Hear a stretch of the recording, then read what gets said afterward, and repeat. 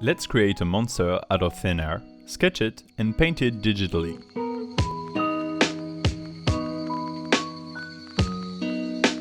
Well, hello there, I'm Détroit.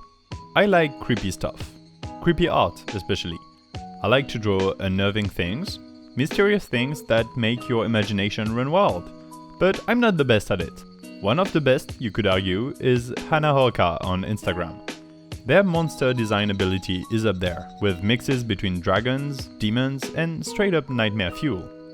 So let's sketch a monster of our own. My program of choice, of course, will be Photoshop.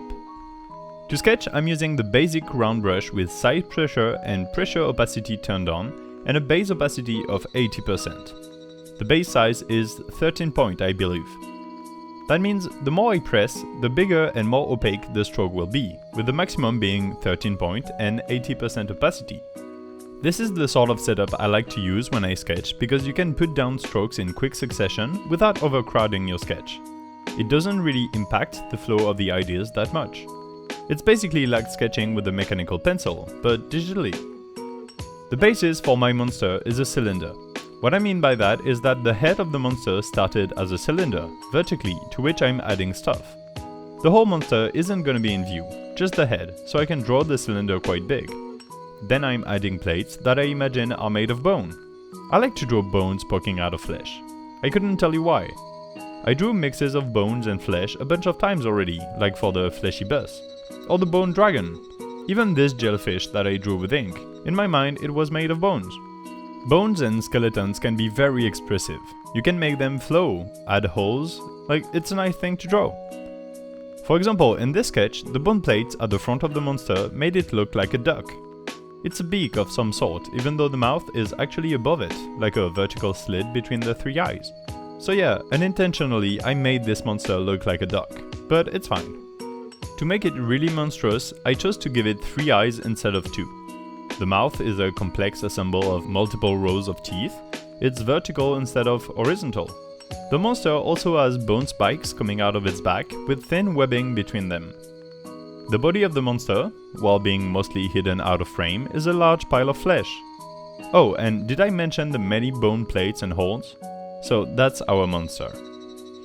Now that I've explained the concept, I should tell you that this entire drawing process, from start to finish, took about 35 minutes. It's quite short. The truth is, I didn't plan on making this drawing this week. I had a completely different artwork planned, one I spent days on. Unfortunately, as I'm editing this video, it's Friday, meaning the video is going up in 2 days, and I'm nowhere near close to finishing the other artwork. So I looked at all my recently opened Photoshop files, and the thing is, I have like 5 really cool pieces of art that I haven't finished yet. All 5 of them took me a long time, but they aren't done. And with my expectations for them, I didn't have enough time to finish them, then write a script, record it, and edit a video in time for this upload. So instead, I decided to start yet another drawing, but in a style that would allow me to make it quick, but still making it look cool. And that is how the idea for this monster came to be. I kept the loose sketch instead of inking because I wanted to paint it in a rather dirty style that was also quick to do. And that's what I did. As you can see, the paint strokes from the basic round brush are obvious, but it adds to the monster subject. If I were to properly ink this picture and add color flats, then shade, it would lose some of its dynamic character. For the color scheme, I kept it red. I like the monochromatic vibe, and red often tends to mean danger. It's fitting. By keeping the painting strokes loose, I can shade at the same time as I paint, just by going over the same spot a few times to make the color more apparent. For example, look at one of the bone plates. I purposefully went over the right side of each plate a bit more, just so the grayish cream color would be lighter on the right side and darker on the left.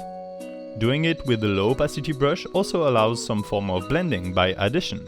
The color that's behind blends a bit more with the color you add on top of it. This dirty style of painting complements the dirty sketch and gives the vibe of a traditional painting, at least from afar.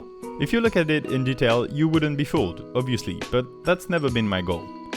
In terms of process, I haven't used digital tools too much. With this style, you don't really need to.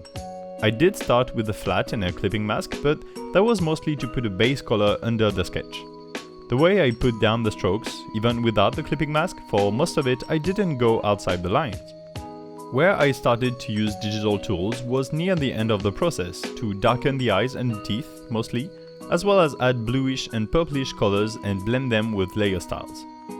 You see, even if the picture is monochrome and entirely in tones of red, adding bits of purple on the webbing on the back of the monster helps to differentiate from the flesh.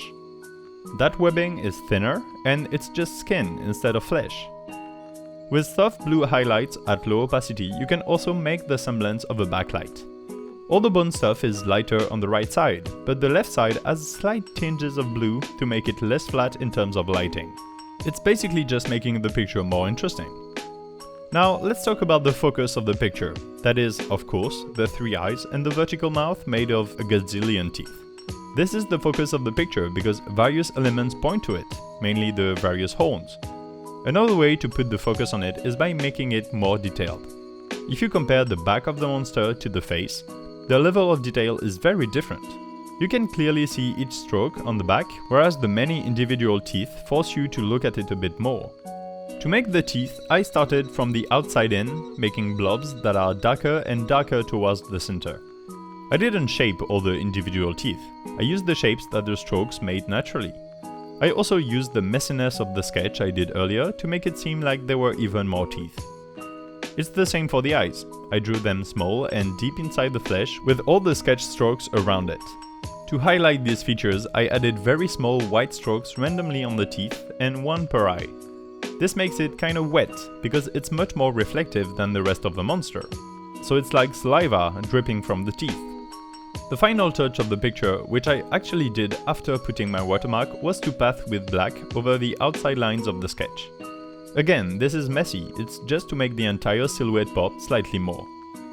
And with that, we are done. I really did make this drawing quickly just because I didn't have anything finished to make a video out of, but turns out it's one of my favorite recent artworks. Sometimes you might plan on something ambitious, but it's the random sketchy doodle that actually sticks. Let that be today's lesson. Subscribe to see all the cool artworks that I actually spend a lot of time on and that will be finished soon enough. Like the video and leave a comment telling me what you want to see me draw. I'm Detroit and I'll see you in a week. Bye!